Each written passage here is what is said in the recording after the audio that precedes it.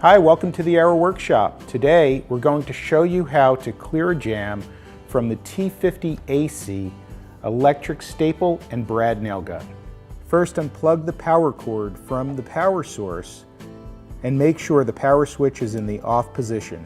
Next, you need to turn the tool over, then release the magazine by pressing down on the black tab and pulling it open. Then clear the jam with a screwdriver. Make sure all staples have been removed from the magazine.